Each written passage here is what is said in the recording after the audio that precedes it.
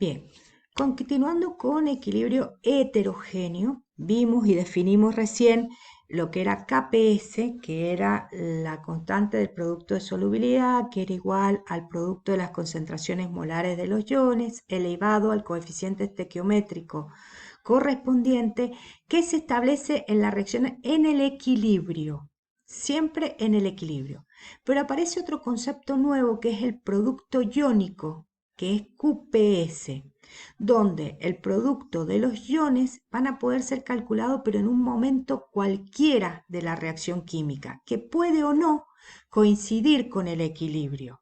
Entonces, si nosotros observamos, tenemos la misma forma de presentación de la reacción una vez que se establece el equilibrio, la reacción de ionización, ese electrolito que es poco soluble se ioniza y hasta acá tenemos el mismo concepto, la misma forma de presentación que cuando vimos KPS.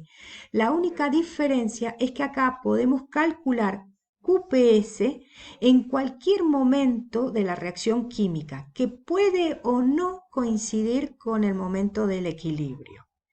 Entonces, teniendo en cuenta que yo puedo calcular KPS o QPS, puedo establecer o anticiparme a la formación de un precipitado, analizándolo numéricamente esos resultados. Por ejemplo, si el valor de QPS es igual al de KPS, la solución permanece todavía saturada en el equilibrio.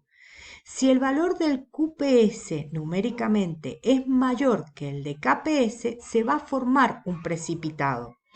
Y si el cociente numérico entre el QPS y el KPS es mayor a 1000, ese precipitado se va a ver, porque no siempre sucede que al formarse precipitado sí o sí tenga que verlo. Solamente se va a ver cuando se cumpla esta condición. Y por último, si el QPS es menor que el KPS, esa solución se puede redisolver o se puede volver a solubilizar el precipitado formado. Estas serían las representaciones con el conocimiento del valor de QPS, que se puede establecer en cualquier momento de la reacción química, y el valor de KPS, numéricamente hablando, que solamente se obtendrá en el momento del equilibrio de la reacción química. Bien, ahora, esto nos sirve justamente para anticiparnos a esos precipitados que se podrían obtener o llegarían a producirse en un sistema de producción o en un riego por goteo, por ejemplo. Entonces yo tengo la posibilidad, sabiendo que eso se va a precipitar en el equilibrio, va a ser un compuesto que es muy poco soluble, anticiparme a esa situación llegado, por ejemplo, el QPS sabiéndolo antes de llegado al equilibrio, o llegado al equilibrio puedo llegar a transformarlo teniendo algunos artilugios previos. Por ejemplo, hay factores que afectan la solubilidad. La presencia del ion común puede afectarla insolubilizando mucho más todavía el compuesto que se ha obtenido. Si ustedes se fijan, yo tengo un fluoruro de sodio que se va a ionizar en cation sodio y anión fluoruro, y un fluoruro de magnesio que se ioniza en cation magnesio y anión fluoruro. El fluoruro es el ion común entre las dos sustancias. ¿Qué pasa con la presencia del ion común? Por ejemplo, la solubilidad del fluoruro de magnesio es 1,2 por 10 a la menos 3 mol en agua. No es S en gramos por litro, sino ya que está establecido en mol por litro. Su KPS es 6,4 por 10 a la menos 9. Quiere decir que es un electrolito poco soluble. Calcular la solubilidad del fluoruro magnesio cuando se le agrega un ion común como es el fluoruro de sodio. Entonces, yo tengo el fluoruro de sodio que se va a ionizar, como dijimos, en sodio y fluoruro. El fluoruro esta es la solubilidad del fluoruro de sodio, como es soluble, se va a ionizar en cada uno de los moles con el cual está trabajando. El fluoruro de magnesio, dijimos que era un electrolito poco soluble porque tiene KPS y tiene una solubilidad y tiene un ion común entre ellos dos, que es el fluoruro, ¿sí? Estableciendo y definiendo la constante del producto de solubilidad será el producto de la concentración molar de los iones elevado al coeficiente estequiométrico correspondiente.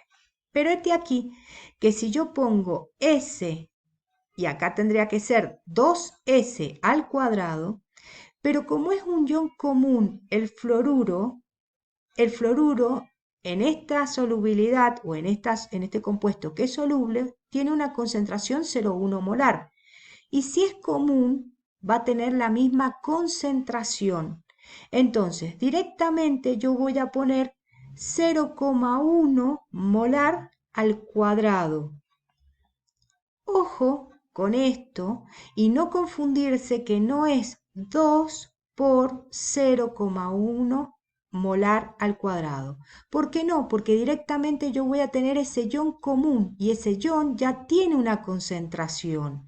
Esa concentración molar es 0,1 y si yo defino es el producto de las concentraciones molares elevado al coeficiente estequiométrico.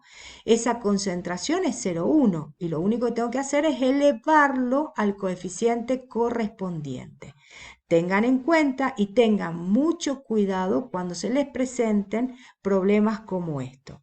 Entonces, como yo tengo que saber la solubilidad, porque KPS ya lo tengo, voy a despejar S y me va a quedar que la solubilidad del fluoruro de magnesio en fluoruro de sodio es 6,4 por 10 a la menos 7. Quiere decir que lo va a hacer mucho más insoluble todavía, ¿sí? De lo que tenía anteriormente. Si antes tenía 1,2 por 10 a la menos 3, en este caso lo voy a tener a la menos 7, quiere decir que agregando un ion común, lo que hizo es precipitar más todavía ese fluoruro de magnesio y impedirle que se pueda redisolver. Otro ejemplo es modificar el pH. Fíjense, yo tengo el hidróxido de magnesio que tiene KPS porque está en estado sólido, se ioniza en magnesio y oxidrilo.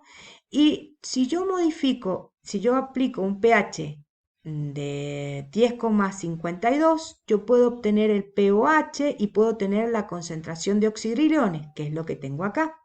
Entonces, yo puedo averiguar cuánto es la solubilidad del catión magnesio. A este pH 10,52, la concentración del catión magnesio será 1,64 por 10 a la menos 4.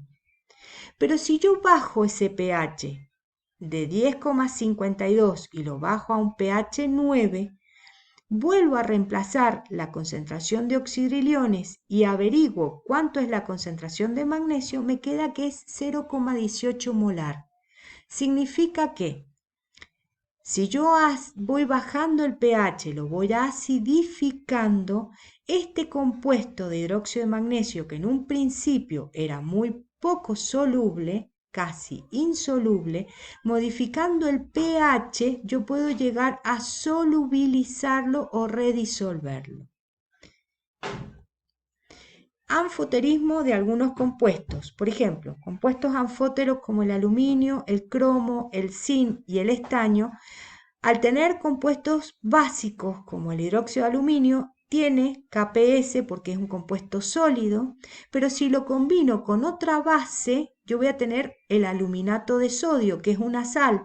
Entonces logro obtener una sal que es soluble mezclándola o combinándola con otra base.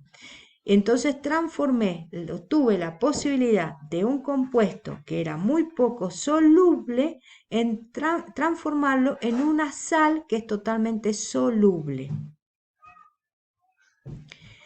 Otras aplicaciones que tengo para determinar KPS, por ejemplo, es la disolución de los precipitados, como vimos recién con un ejemplo de modificando el pH o de agregando en un compuesto anfótero alguna base o precipitando sales, como me pasó con el hidróxido de aluminio.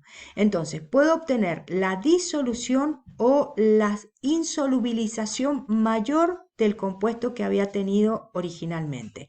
Esa definición y esa decisión o toma de decisiones la tengo que observar una vez que se produjo ese precipitado, si me conviene que precipite más todavía en el compuesto o en la producción y eliminarlo por filtración o decantación, o redisolverlo y mantenerlo en el sistema como una sal soluble, por ejemplo.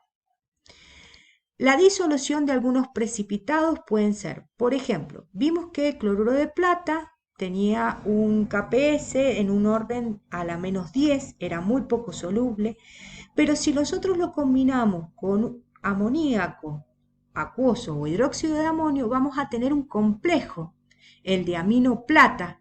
Este complejo es soluble, entonces pasamos de tener un compuesto casi insoluble a un complejo que es soluble. La formación de compuestos mucho más insolubles es la toma de decisión si yo quiero que tenga un compuesto que es poco soluble, transformarlo en algo mucho más insoluble todavía y sacarlo del sistema, por ejemplo, por una filtración o decantación. ¿Cómo me doy cuenta?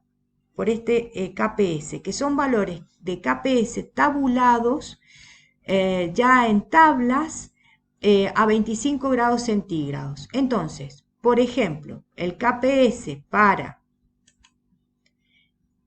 el yoduro de plata sería 1,5 por 10 a la -16, pero al agregarle sulfuro obtuve un sulfuro de plata 1,6 por 10 a la -49. Es decir, que insolubilicé mucho más todavía esa plata que tenía originalmente.